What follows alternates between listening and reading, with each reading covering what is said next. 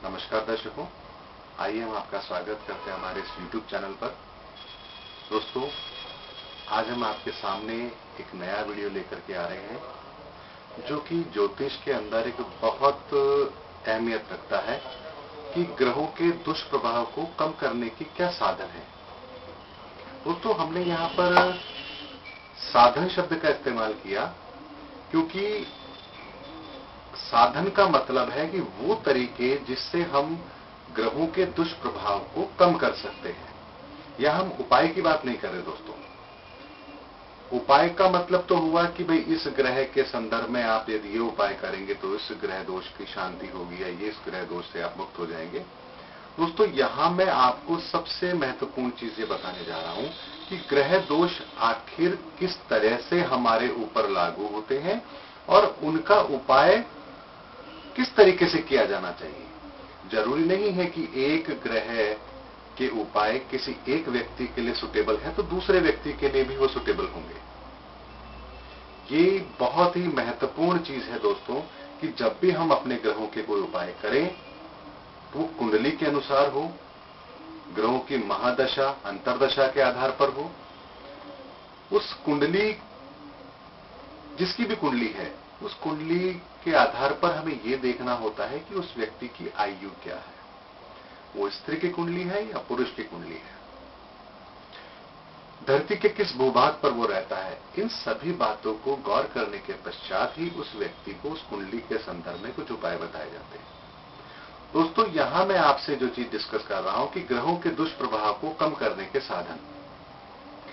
ग्रहों के दुष्प्रभाव क्या है, इसके लिए हम एक दूसरा वीडियो बना के आपके सामने रखेंगे, लेकिन अभी हम बात कर रहे हैं ग्रहों के दुष्प्रभाव को कम करने के साधन।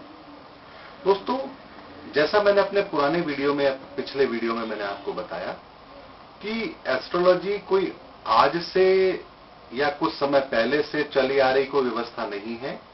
इस सृष्टि के आरंभ से ही व्यवस्था चली आ रही है। जब हमारे ऋषि मुनियों ने इन ग्रहों के ब्रह्मांड के अंदर स्थित नक्षत्रों की पूरी गणना की, उसके प्रभाव को जाना और मानव जीवन पर इसका क्या प्रभाव पड़ेगा ये उन्होंने बताया। दोस्तों, यहां हम बात करते हैं कि एस्ट्रोलॉजी में कि यदि ये ग्रहों के दुष्प्रभाव इंसान पर पड़ते हैं तो ये तो सतयुग में भी पड़ते होंगे, कलयुग में भी पड़ते होंगे, द्वापर में, त्रेता में, सभी जगह जब इस संसार में लोग थे तब भी इन ग्रहों के दुष्प्रभाव तो उनके जीवन पर होते होंगे। तो उस समय वो क्या करते थे। मान लीजिए एक छोटा सा मैं एग्जांपल लेता हूं कि किसी ने आपको कहा कि जी इस ग्रह के उपाय के लिए आप मंगलवार को हनुमान जी के मंदिर जाया कीजिए। अब दोस्तों, मंगलवार को हनुमान जी के जाने की बात है तो हनुमान जी के अवतार से पहले भी तो लोग मंगल दोष से दूषित होंगे, तब वो कौन सा उपाय करते थे। दोस्तों, यहां मैं आपको सृष्टि के आरंभ से लेकर वर्तमान तक की उस समस्त चीजों को आपके सामने रखूंगा ताकि आप उपायों के संदर्भ में आज आपके कॉन्सेप्ट बहुत क्लियर हो जाए। दोस्तों, बात करते हैं सतयुग की। सतयुग में भी लोग इन ग्रहों के दुष्प्रभाव से प्रभावित थे, लेकिन सतयुग में जो धर्म कर्म की परंपरा थी, लोगों का जो जीवन था वो सत्य के पर आधारित था। लोग ब्रह्मज्ञानी होते थे, संतों के द्वारा उन्हें ब्रह्म ज्ञान की प्राप्ति होती थी और उस समय पर ध्यान, आराधना और जप, ये तीन चीजें प्रचलित थी। लोग कंदराओं में जाके ध्यान किया करते थे, प्रभु की आराधना करते थे, जप किया करते थे। जैसा एक एग्जांपल मैं आपके सामने लेता हूं दोस्तों, प्रहलाद का। प्रहलाद ने भगवान की उस समय पूजा की तो किस आधार पर की। उसने हरि नाम का जप किया, नारायण नाम का जप किया और जप के माध्यम से उसने भगवान को प्रसन्न किया। तो उस काल में, सतयुग काल में, यदि कोई व्यक्ति किसी ग्रह दोष से दूषित होता था तो उसे ध्यान के द्वारा, आराधना के द्वारा या जप के माध्यम से उसे उस ग्रहों से मुक्त होने का साधन दिया जाता था। दोस्तों, उसके बाद आया त्रेता युग। त्रेता युग में यज्ञ, तप और जप, इनकी प्रधानता थी। उस समय यदि किसी को कोई ग्रह दोष होता था तो इनमें से कोई साधन बताया जाता था, कोई यज्ञ बताया जाता था या कोई तप करते थे या कोई जप करते थे, उसके आधार पर इनका निर्णय होता था। अब मैं एग्जांपल देके आपको बताता हूं दोस्तों। जैसे रावण ने अपने सभी ग्रह दोषों को तप के माध्यम से सही किया। तपस्वी था, भगवान शिव की तपस्या करता था और उनसे वरदान देता था।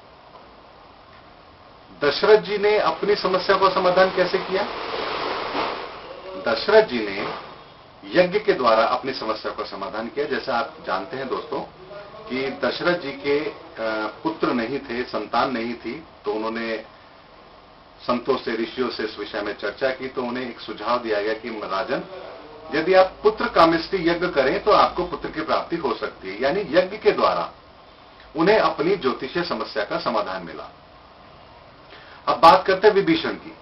तीसरा एग्जांपल लेते हैं। विभीषण जी ने कोई यज्ञ नहीं किया, कोई तप नहीं किया, लेकिन वो जप करते थे, भगवान के राम के नाम का जप करते थे और उसी से उनके मुक्ति का साधन मिला।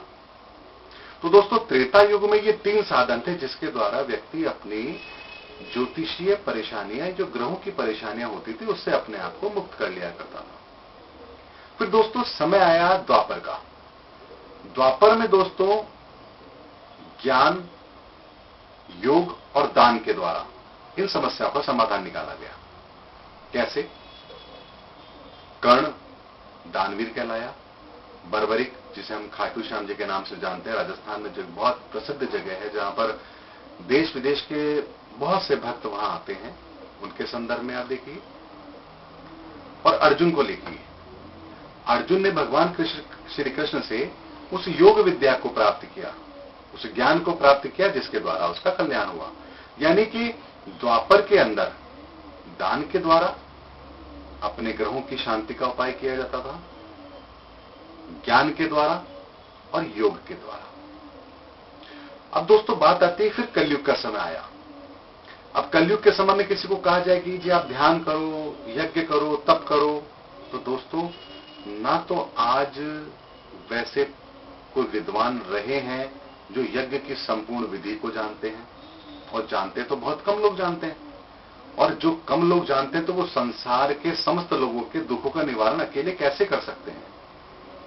यज्ञ कोई ऐसी चीज तो है नहीं जिसका वीडियो बना करके यूट्यूब पे डाल दिया जाए, जी आप अपने घर बैठे यज्ञ कर लीजिए। हाँ, तो पूरे विधि विधान के साथ विद्वानों के द्वारा उस क्रिया को किया जाता है दोस्तों।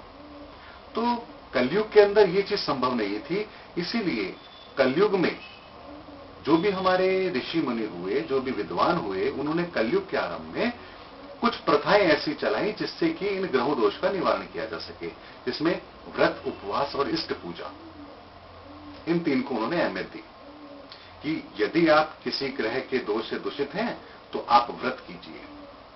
व्रत के माध्यम से उनको इस दोष से निवारण का उपाय बताया गया। अब चूंकि दोस्तों देखिए, कलयुग के आरंभ में भी लोग व्रत किया करते थे, आज भी बहुत लोग व्रत करते हैं, लेकिन व्रत के पीछे कारण क्या था?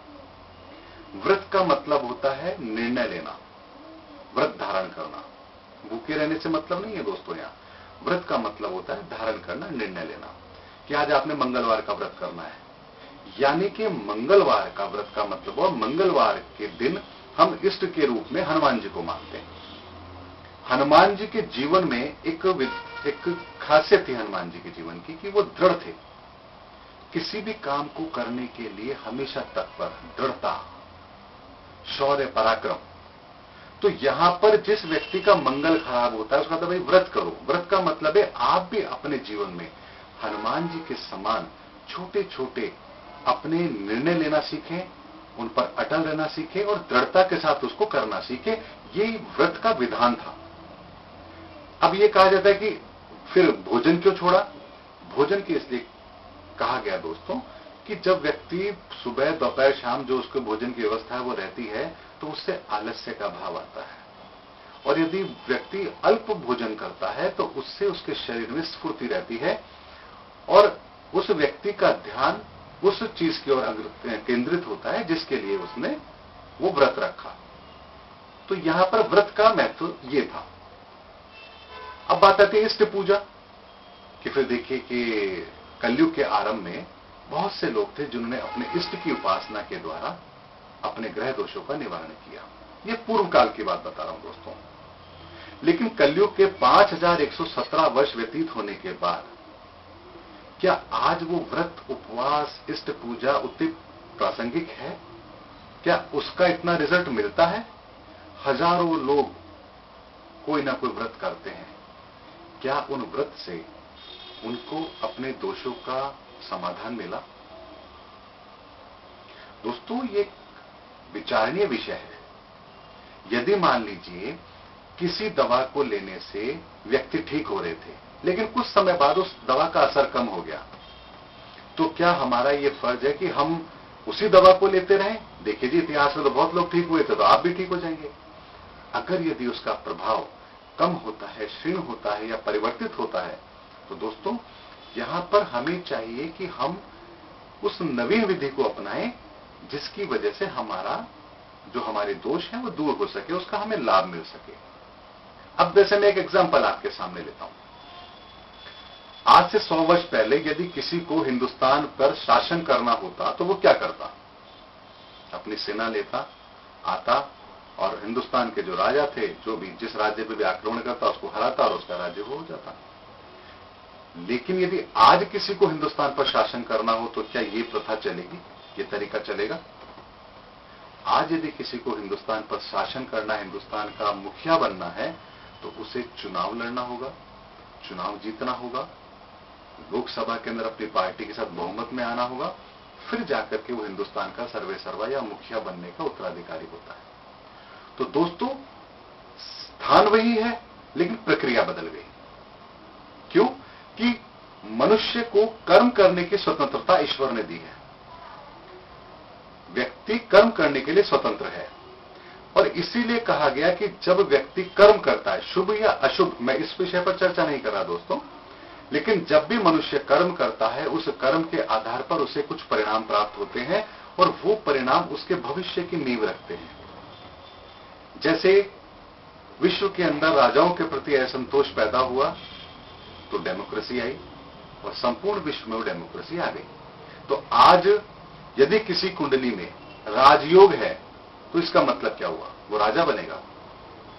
सिंपल सी बात है दोस्तों, आज वो राजा का शासन तो रहा नहीं, यहां पर उसका परिणाम होगा कि वो गवर्नमेंट जॉब में होगा, शासकीय विभाग में होगा, ऐसे डिपार्टमेंट में होगा जिसका पूर्ण नियंत्रण सरकार के पास है। तो दोस्तों, परिभाषा बदल गई, राजयोग का मतलब बदल के कुछ और हो गया। वर्तमान की दोस्तों हम बात करें तो कलयुग के 5117 वर्ष व्यतीत हो चुके हैं। ये मैंने आपको हमारे कुछ पिछले वीडियो में मैंने आपको बताया था कितना काल किस युग का रहा है और कितना शेष है। दोस्तों, आज के समय में चूंकि विज्ञान ने बहुत तरक्की की है, इसलिए मैं आपसे कहता हूं कि विज्ञान ने बहुत सी चीजों की खोज की है जो हमारे मानव सभ्यता के लिए, मानव समाज के लिए बहुत फायदेमंद है। जैसे आपने सुना होगा दोस्तों, ऑरा के विषय में आपने सुना होगा। साइंस ने यह प्रूफ किया है कि हर व्यक्ति का अपना एक ऑरा होता है। ऑरा से मतलब है कि हमारे शरीर से भी एक विशेष तरह की ऊर्जा हमेशा निकलती रहती है, और वो ऊर्जा हमारे ब्रह्मांड से आने वाली एनर्जी के अनुसार उससे रिलेट करती है। हमारे शास्त्रों में भी आता है कि एक साधारण मनुष्य का ऑरा कुछ इंचेस का होता है या कुछ फीट का होता है, 1 फीट या 2 फीट का या 3 फीट का। जो महापुरुष होते हैं उनका ऑरा कुछ मीटर की जगह कुछ किलोमीटर का होता है, और जो ईश्वर होते हैं, जो अवतार लेकर आते हैं, उनका ऑरा कई किलोमीटर तक, या यूं कहिए कि सरोवर के पार तक होता है। इसीलिए दोस्तों, जब एक व्यक्ति किसी व्यक्ति से मिलता है तो मिलने के बाद उससे प्रभावित होता है, क्योंकि उसका ऑरा कुछ फिट का होता है। जैसे व्यक्ति संपर्क में आता है, उसके बाद में उसके ऑरा से वो रिलेट करता है, और उसके आधार पर वो उनके आपस में रिलेशंस मेंटेन होते हैं कि वो उससे दोस्ती करता है या उससे झगड़ता है। फिर बात करते हैं दोस्तों संतों महापुरुषों की। तो संतों महापुरुषों की बात करें तो आपने देखा होगा कि स्थान विशेष पर संतों का महत्व रहा है। यानी आप कहीं किसी विशेष स्थान पर जाते हैं तो वहां पर आपको देखिए कि उस पूरे गांव के आसपास का वातावरण एक अलग तरह का होता है। लोग उनकी बड़ी प्रशंसा करते हैं, एक अलग तरह का सात्विक माहौल होता है, लेकिन वो कुछ मीटर या कुछ किलोमीटर के एरिया के दायरे में होता है। उससे बाहर निकलते ही वापस आपको वो ऑरा समाप्त हो जाएगी, आपको वो एनर्जी नहीं मिलेगी। लेकिन जो ईश्वर होते हैं, जो अवतार लेकर आए, राम हुए, कृष्ण हुए, इनका ऑरा बहुत बड़ा था दोस्तों। इसीलिए इन्होंने संपूर्ण विश्व को उससे प्रभावित किया। तो दोस्तों यहां पर एक बहुत महत्वपूर्ण चीज है, वो है ऑरा, यानी हर व्यक्ति के आभा मंडल, जिसे हिंदी में कहते हैं आभा मंडल। हर व्यक्ति का एक आभा मंडल है और उस आभा मंडल से जो व्यक्ति सोचता है, विचार करता है, उसके आधार पर उसके आभा मंडल में एक एनर्जी होती है और ब्रह्मांड से आने वाली एनर्जी जब उससे रिलेट करती है, उससे मिलती है, अगर नेगेटिव है तो व्यक्ति के कर्म दूषित होते हैं और पॉजिटिव है तो व्यक्ति के कर्म सही दिशा में होते हैं। और यही कारण है कि यहां पर व्यक्ति ग्रहों के दोष से या व्यक्ति के ग्रहों के शुभ प्रभाव से प्रभावित होता है। तो दोस्तों सेकंड चीज आती है एनर्जी। मैंने ऑरा के विषय में बताया, एनर्जी का मतलब है कि किस तरह की एनर्जी आप एनवायरनमेंट में डिस्चार्ज कर रहे हैं।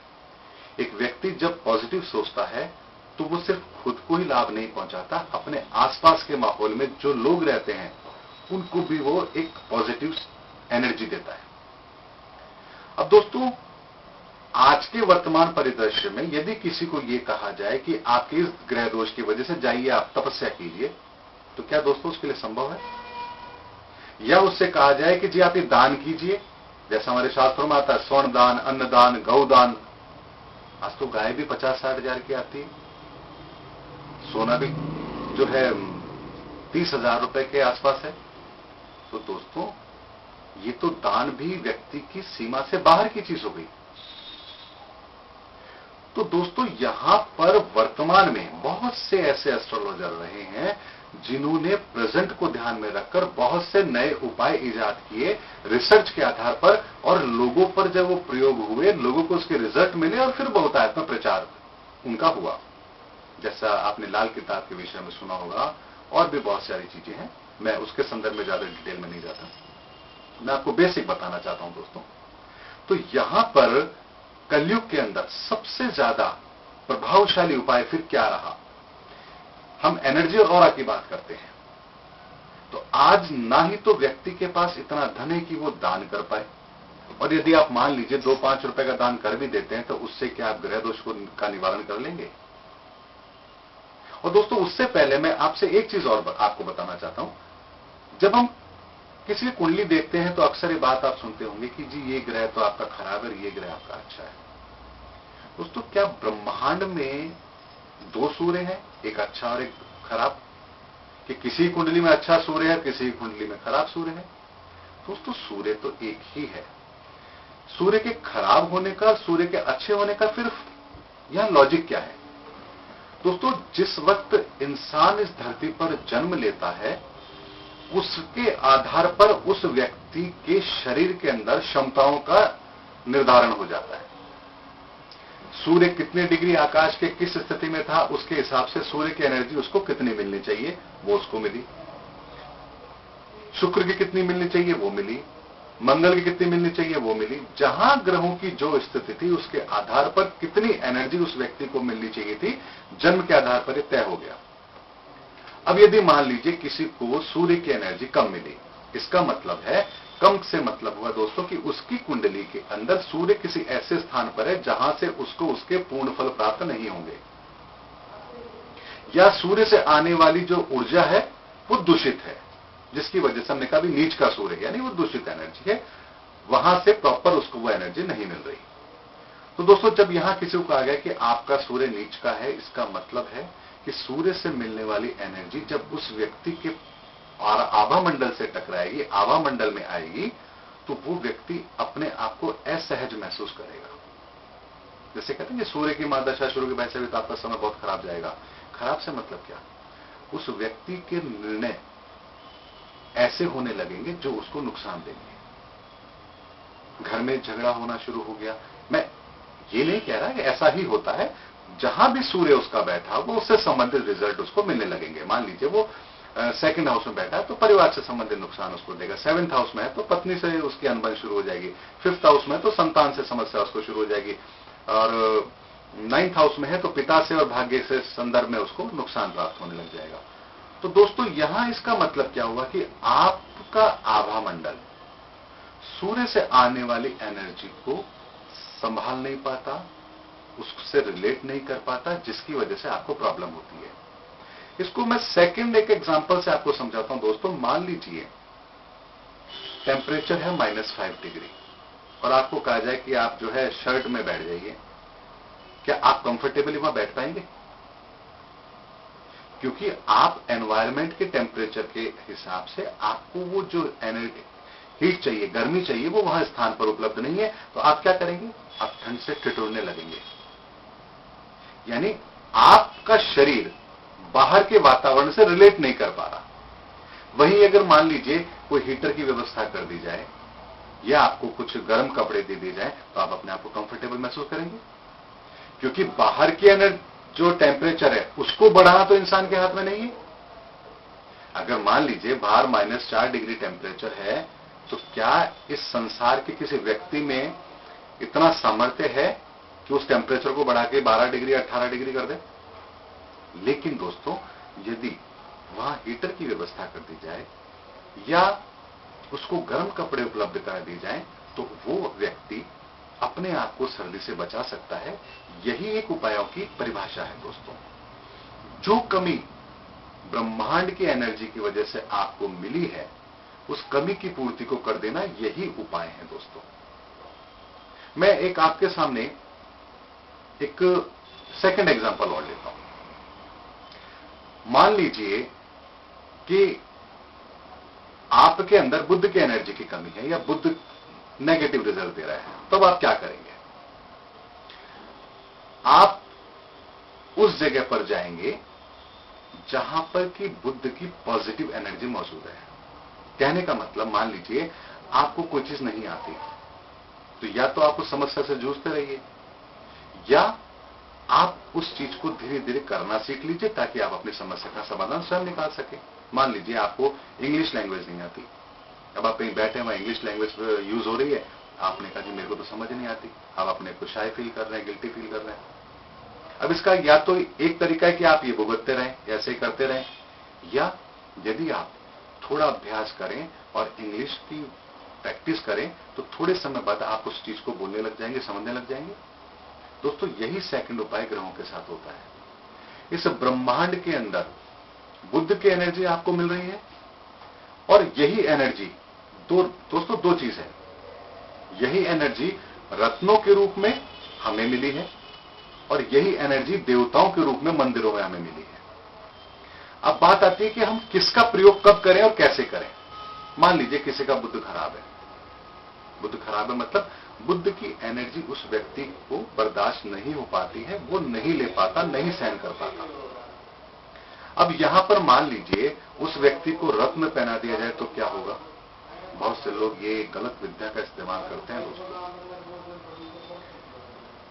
यदि उस व्यक्ति को आपने बुद्ध का रत्न पन्ना पहना दिया तो व्यक्ति और ज्यादा मुसीबत में आ जाएगा दोस्तों।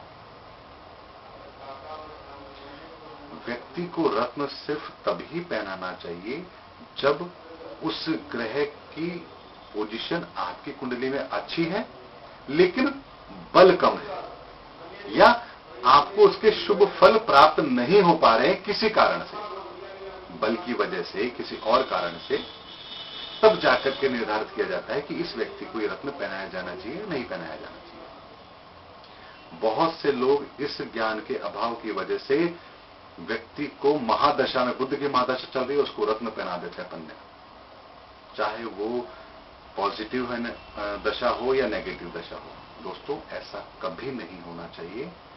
ये उस व्यक्ति को और ज्यादा परेशानी में ले जाएगा। तो फिर बात बचती कि सेकंड उपाय क्या करें। तो दोस्तों, मैंने बताया कि दूसरी चीज है देवताओं के पास जाना। देवताओं से मतलब उस शक्ति के पास जाना। अब ब्रह्मांड में बुद्ध को संज्ञा दी गई है बुद्धि की। बुद्धि की संज्ञा दी गई यानी कि जिसका बुद्ध अच्छा वो व्यक्ति बुद्धिमान होगा, इसमें कोई सोचने वाली बात ही नहीं है। विवेकी होगा, बुद्धिमान होगा, हर बात को सोच समझ के करने वाला होगा। अब यहां पर मान लीजिए बुद्ध किसी का नेगेटिव है, तो क्या करें? उसको कहें कि बुद्धि लगाना छोड़ दो, ऐसा तो नहीं कहा जा सकता दोस्तों। तो वहां पर उसे उपाय सजेस्ट किया जाता है कि भाई आप ऐसी जगह जाओ जहां पर बुद्ध की प्योर एनर्जी मौजूद हो। और दोस्तों, भगवान गणेश जी की जिस समय मूर्ति की स्थापना होती है तो वहां पर प्राण प्रतिष्ठा की जाती है। प्राण प्रतिष्ठा का मतलब जानते हो दोस्तों? वो साक्षात एनर्जी जो भगवान बुद्ध की है या बुद्ध प्लेनेट से आ रही है, उसी के बीज मंत्रों को 1.25 करोड़ बार मंत्र उच्चारित करने के बाद वो मूर्ति इस पोजीशन में आती है कि वो उस एनर्जी को डिस्चार्ज करने लगती है। और वो एनर्जी जब आपको मिलती है, उस एनर्जी के बाद दोस्तों वो व्यक्ति उस बुद्ध की एनर्जी को धीरे धीरे लेना शुरू करता है। और एक समय ऐसा आता है जब उसका ऑरा उस बुद्ध की एनर्जी को पूरी तरह से एब्जॉर्ब कर लेता है या उससे अच्छी तरह रिलेट करता है, और वो व्यक्ति उस बुद्ध की महादशा अंतरदशा में भी उन नेगेटिव रिजल्ट को नहीं लेता। तो दोस्तों यहां एक चीज आपको आज अच्छी तरह समझ आई होगी कि ब्रह्मांड से उन ग्रहों की जो एनर्जी हमारे पास आ रही है दोस्तों, वही अच्छी और बुरी यही निर्धारित करती है कि आपको उस दशा या महादशा में कैसा रिजल्ट मिलेगा। दोस्तों क्या कोई भी व्यक्ति आपसे कोई गलत काम करवा सकता है जब तक आप ना चाहें? दोस्तों एक बात अच्छी तरह समझिए कि व्यक्ति कोई भी काम करता है उससे पहले एक विचार उसके दिल में आता है, दिमाग में आता है। सबसे पहले विचार आता है, विचार को आने के बाद फिर व्यक्ति उसको एक्शन में लेता है, और एक्शन में लेता तब जाके वो कर्म बनता है। दोस्तों ये विचार कहां से आते हैं? क्या आपने कभी सोचा? ये विचार कहां से आते हैं? दोस्तों ये विचार जो हमारे दिमाग में आते हैं, अच्छे बुरे या जोशीले या स्फूर्ति वाले या निराशा के, ये सभी विचार हमें उन ग्रहों की वजह से आते हैं। दोस्तों मैं आपको एग्जांपल देता हूं। दोस्तों मान लीजिए किसी व्यक्ति का चंद्रमा है, लग्न में है, मून लग्न में है, और वो उस व्यक्ति के जो लग्न है वो उस चंद्रमा के लिए मारक है। चंद्रमा की पोजीशन उसके लिए मारक हो प्लेनेट की है।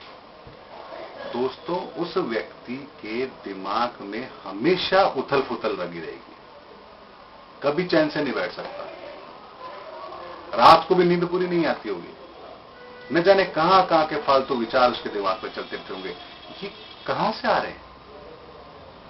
दोस्तों ये उन्हीं प्लेनेट की वजह से हमें वो एनर्जी मिलती है, और उस एनर्जी की वजह से हमारा एक्शन होता है, और उस एक्शन की वजह से हमें बेटर या नेगेटिव रिजल्ट्स मिलते हैं। तो दोस्तों आज हमारा इस वीडियो के माध्यम से आपको समझाने का एकमात्र मकसद ये था कि आप ये जान पाएं कि किस तरह के उपाय आपको सदैव आपकी समस्या से निकालेंगे, क्योंकि वो वर्तमान से रिलेट होने चाहिए।